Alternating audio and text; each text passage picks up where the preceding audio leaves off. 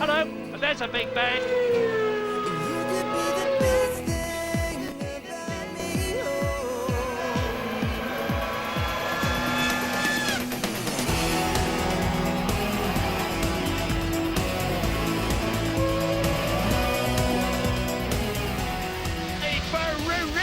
Race for Michael Schumacher, who exits the chicane for the 53rd and last time to win the 2000 Japanese Grand Prix and the World Championship for the third time. I'm simply born to race, and it's a natural ability I have to put the car on the limit and enjoy it. Now there's fresh opposition for the top man. Colombian Montoya in the Williams. The Brazilian Bernoldi at Arrows. The raw Raikkonen, the Finn just 21 at Sauber. Marquez returning at Minardi alongside the Spaniard Alonso. All hungry and very keen to impress. Yes, it's a brand new Formula One season here on ITV. The first qualifying session is just over half an hour away. We have a beautiful day in Melbourne, Australia. And hello there, welcome to Albert Park. It is 22 degrees and rising here. I'm really sorry about that for all of you shivering back home, but listen, very well done indeed for getting up or staying up to join us at this hour of the night. You lot out there really are the hardcore Formula One fans. Now, this 2001 season is really tinged with a bit of sadness because at the end of it all, we say farewell to Murray Walker. But believe me, Murray is huge here in Australia. They hear all his commentaries, and the City of Melbourne and the Grand Prix organisers, well, they've been giving him the red carpet treatment ever since he touched down. And of course, Murray's going to be describing the qualifying session for you alongside Martin Brundle. He'll be here in the studio as part of our build-up to the Grand Prix tomorrow with his old mucker, Sir Sterling Moss. Joining me today, as always, Tony Jardine. Hi, Tony. Here we go again. And a new face, Mark Blundell, who'll be with us on a regular basis throughout the season. Mark, welcome to our little home. We'll make you feel at home, don't worry about that. But for you, and I guess for all the drivers out there, a bit like the first day at school. It is the first day back at school, and new kids on the block, maybe a few new teachers with some new team owners, so it's going to be an exciting season. I'm really looking forward to it. Yeah, we all are, but Tony, we've never been here this early before. Do you think this Grand Prix has come a bit too quick for some of the teams? Yeah, I think it's a race against time for everybody. It's the biggest regulation changes that we've had since '98. It's notable that they're all quite nervous about reliability. 41 laps into the final test, Schumacher's gearbox went in Mugello. He's practiced something like 29 starts, 7 pit stops. McLaren have had problems. Yet at the other end of the grid, we've got a miracle happening with Minardi actually getting 2 cars out. We're going to look at that Minardi team very shortly, but let's first of all bring you right up to speed with what's been happening in the world of Formula One. There's a new tyre manufacturer in addition to Bridgestone, some new faces as well, but at the top, well, nothing really changes. Ferrari are this year's leaders in the pack and finally have the cherished #1 on the car. They've worked hard on development over the winter, and world champion Michael Schumacher has been vocal about how good the car feels. Rubens Barrichello joins in for another season and is keen to add to his first race win in Germany last year. McLaren are on the offensive for the first time since '98 after losing both titles to Ferrari last year. Melbourne marks the team's 100th race with Mercedes power, whilst Hakkinen lines up for his 6th consecutive season as teammate to David Coulthard, the longest-running driver pairing in Formula One. Williams were best of the rest last year and will be disappointed if they don't pick up a win this year. Ralf Schumacher stays for another season and is joined by Indy 500 winner Juan Pablo Montoya. There is tension between the two drivers, but they both say they'll do their talking on the track. Benetton line up 4th for one final hurrah before the outfit becomes Renault in 2002. Giancarlo Fisichella starts the season in a positive frame of mind, but reliability could prove an issue in the early part of the year. Williams refugee Jenson Button should give Fisichella a run for his money. British American Racing start the season in 5th place under one of 2 Honda engine teams. Frenchman Olivier Panis, who last raced for Prost in 1999, is back in Formula One after a year testing for McLaren. He will be pushing his teammate Jacques Villeneuve. Jordan slipped right down to 6th last year, but are hoping the Works Honda engine will power them back to winning ways. Heinz Harald Frentzen has been putting in some impressive times over the winter, as has teammate Jarno Trulli. The battle between the two Honda-powered teams could prove one of the highlights of the year.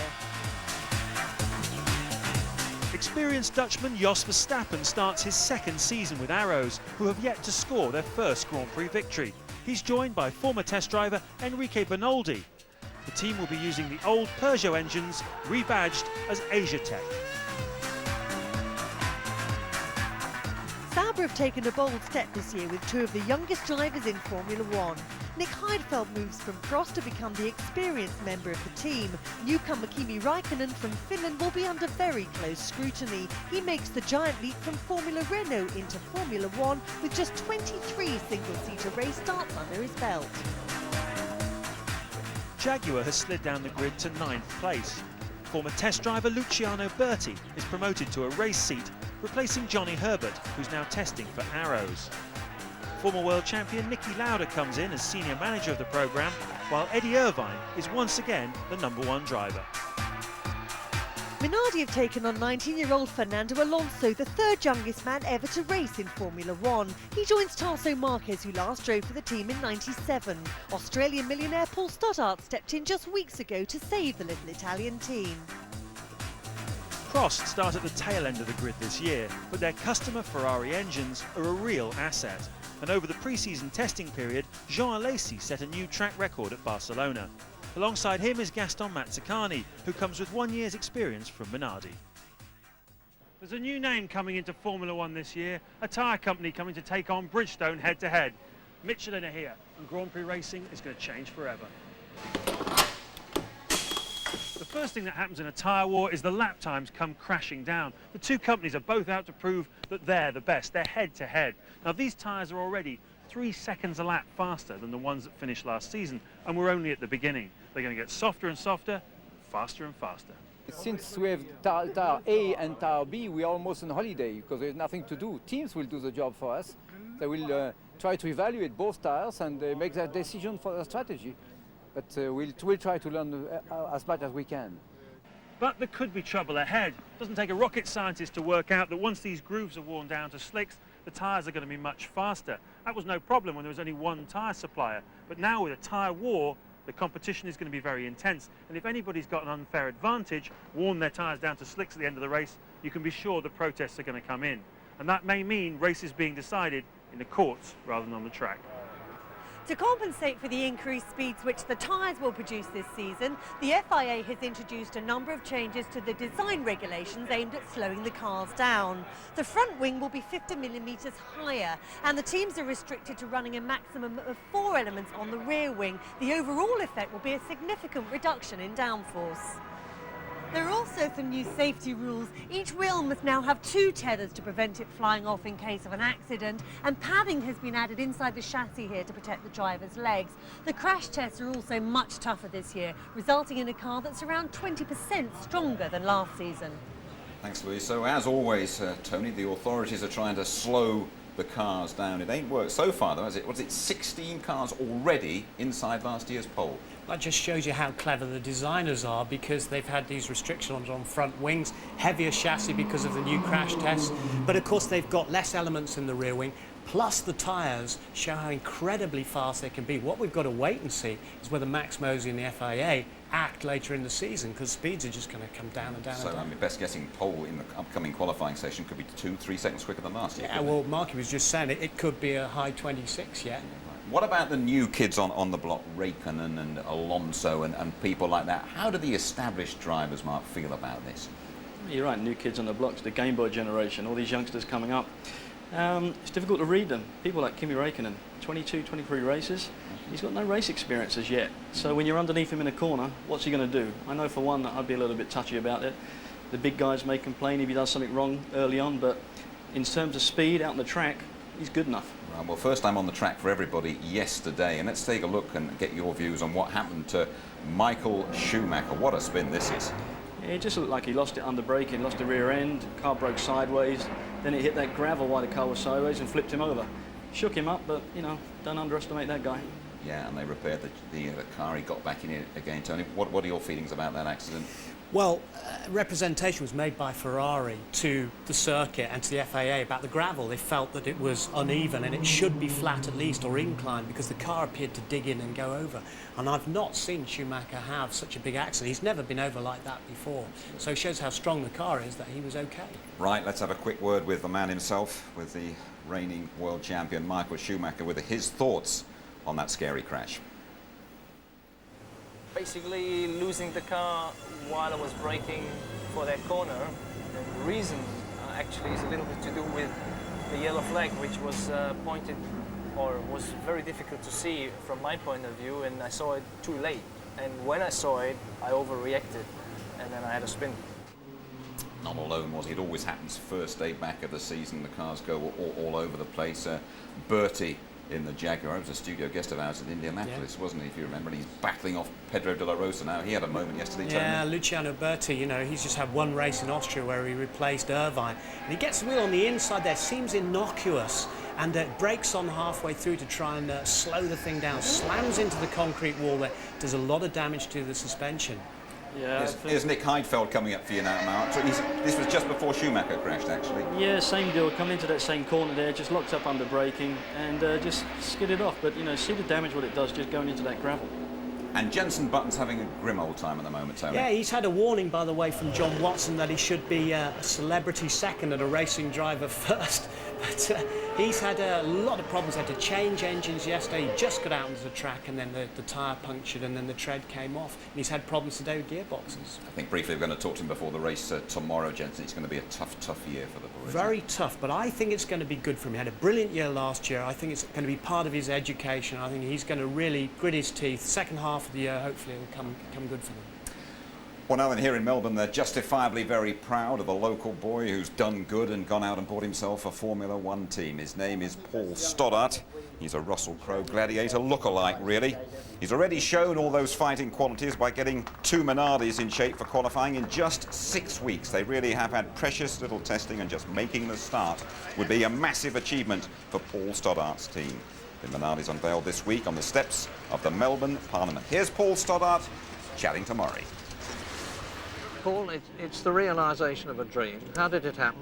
Well, Mary, a lot of people may not remember, but we had a go at doing this at the end of '97 with British American when they took over Tyrrell, and really we've been a Formula One team in waiting ever since then because we had the facilities, we had a lot of the personnel, and really we were just looking for the right opportunity, and Minardi came along just at the right time for us. Well, you did this very, very late in the day. I mean, it was no secret that Minardi were on their uppers and you have literally saved them. How difficult has it all been? Enormously, Murray. I think anybody who wasn't actually involved in it will never really understand what it took in 6 weeks and 3 days from beginning to end to actually get these cars to Melbourne. What's your realistic hope for Australia and for the season? Realistically, Murray, is just to compete on Sunday, to get both cars on the grid. I'll be the proudest person at 2 o'clock on Sunday afternoon standing on that grid. And to be honest, for the rest of the year, we'll struggle for these first 3 flyaways, but after that, we really do believe that we can finish in the top 10 constructors. And that, for us, I think, is a realistic aim, and it's something that I intend to see happens. Yeah, two drivers, Alonso, who is new to Formula One, and Marquez, who's driven before, but not for a little while. It's going to take time to shake them down? It is. I mean, every other team by now has done some 5,000 kilometres of testing, but I think with Fernando, he's a driver I watched last year in 3,000, and I put money on him for Rookie of the Year. There is a real talent there. That kid is going places. And as for Tasso is hungry, having done 2 years in kart and having unfinished business in Formula One. And you watch the first 1 or 2 wet races we have this year. Keep your eye on Tasso, Murray. Now, the last man who made it in Formula One as a private team owner, and he's gone on to great things, is Eddie Jordan. A lot of Formula One teams have fallen by the wayside, and it's getting more and more difficult with manufacturers getting in. How do you rate your chances of surviving? Well, obviously I know Eddie very well, and Eddie was one of the first people to actually congratulate me. And, you know, I think I'll pinch his lines, but he said if anybody can do it in Formula One, it would be me. I don't know whether that'll be true, but if just sheer determination and hard work counts for anything, then we're going to be okay. Every success, you deserve it. Thanks, Murray. Yeah, we wish him well. Just 1 point, just one single point this season. That will be a huge success for Minardi. Around about 15 minutes to go to the qualifying session at Albert Park, and not too much movement down there in the pit lane. Heck of a journey it is from Europe to get here, and there are very few complaints from anybody once you arrive. Right then, here is Martin Brundle's view of the first hurdle of the new F1 season. Albert Park, Melbourne, 3.3 miles, 16 turns, a very difficult racetrack to start the season. Why is that? Well, so many of the sections are very similar. 180 mile an hour arrival speed into technical third gear corners. If your car is working, you're having a good day. If it's not, it can be a nightmare. Let's take a look. On board then with David Coulthard in the first instance, heading into that pit straight. He's going to make it up to 7th gear, just over 180 miles an hour as he heads into turn 1, named after Alan Jones, the Australian Formula 1 world champion. Difficult to see that first apex, you must touch it, and if you hit the sweet spot, you don't have to lift the throttle again through the exit. Now, down towards turn 3, could be called Brundle curve, just under 180 miles an hour this time, and a bigger stop, down to just 50 miles an hour. Check our information on the right, the rear tyres showing red as he transmits the 800 horsepower, correcting the car through 4, sweeping through 5, now through the trees, the canopy, difficult to see the braking point, 160 odd miles an hour. This is where Michael Schumacher rolled the Ferrari into a ball on Friday. Coulthard correcting a long right-hander now, loads up your neck with the G-forces and it loads the tyres. Look at the data on the right as we head down to 9. An easy corner really, hook that first apex up and the track opens up nicely as the revs rise. Coulthard on his way down to turn 11. This left-hand kink in the straight, no problem at all. And 180 mile an hour arrival, still doing 130, immediately into 12 and 150 already on the exit. Coulthard's McLaren working well. Let's compare that with the Ferrari of Rubens Barrichello as he heads into turn 13. And look at the amount of steering lock he had to put on through there as he homes in on the Jordan. A trailing throttle then through 14 into 15, the slowest corner on the circuit. First gear then just around 45 miles an hour. You have to have a sixth sense to watch the car in front of you, but keep your line, which Barrichello does nicely through that critical last corner, Prost. And once again, you're over the grid hatchings into the pit straight. Well, there we are. The Aussies says it's a great place for the race. Do the drivers feel that way? They do, they do. The street circuit here is great. It's fast, it flows. That's a major thing in a street course for everybody. They've had a day of running, cleaning the track up. But of course, qualifying's coming up. The heat's going to build up.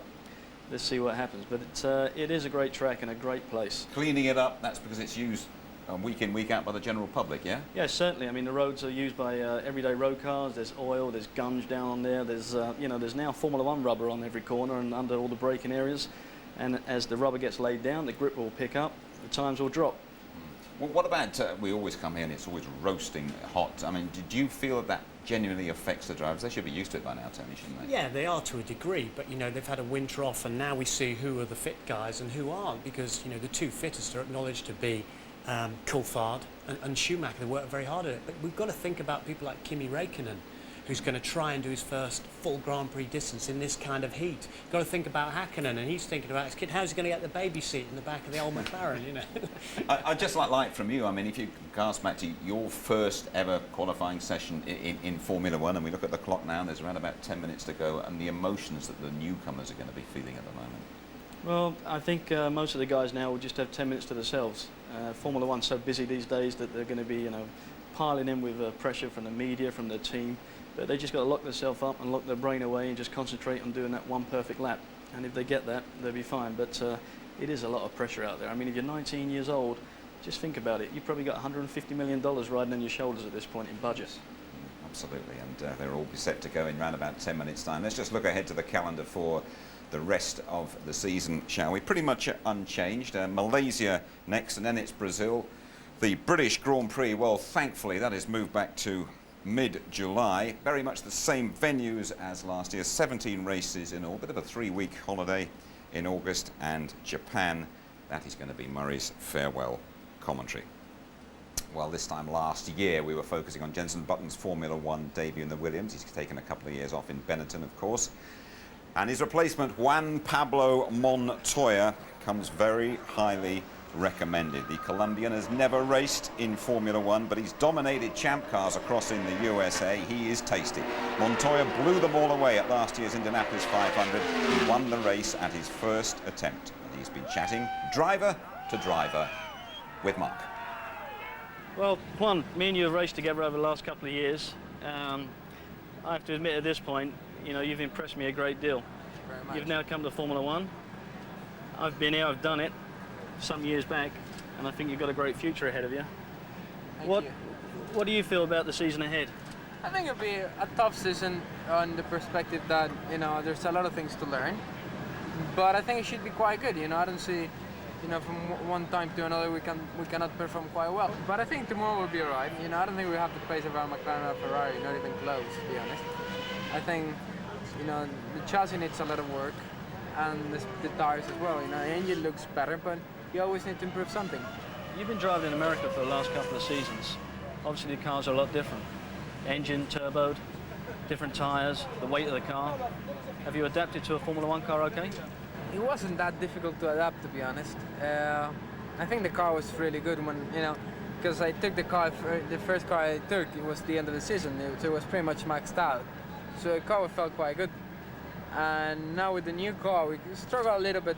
I think it was quite weird because Galami test was really good. And then we went to the last Barcelona test and we didn't really understand what happened to the car. And we got a bit lost there, and I think we're trying to find our way again. We've driven against each other over the last couple of seasons. You're a very confident young man. You're now up against Schumacher, Coulthard, Hakkinen. Do they phase you? Not really. I think you gotta do your job and that's it. You know, if the car is fast enough to beat them, you gotta try to beat them. You know, if the car is not fast enough, then there's nothing you can do. You know, you gotta make the car right and then push it. One of the big differences between here and America is the media pressure. How are you coping with that? Car atmosphere is a lot better in a way, I would say. Definitely better is the word. You know, this is a lot more stressful and people are a lot more tough, but you know, that's what I picked to do and that's what I'm gonna do. Juan, you're my tip for the top for 2001. And there's a lot of guys in the States who are resting their laurels on you. Go and do your job. I know, oh well, thanks. There we go then, that is his tip for the top. That fella's making a load of noise. Just hope he's not flying us home. They do tend to put on all sorts of displays here in Melbourne. There he goes. Okay, I'm sure our sound boys mean that we're coming through absolutely loud and clear, Tony. Now, Mark tipped Montoya to hit the heights and do the business. Do you agree with that, or is he going to be another Zanardi? No, I think he will be great, but it's interesting when he arrived from the States, first of all, the team were a bit perturbed about his sort of size. Fat boy, wasn't he? Yeah, well, the journalist suggested to him that he'd stolen all the pies, so that was the first thing. But he has slimmed down. He is enormously talented.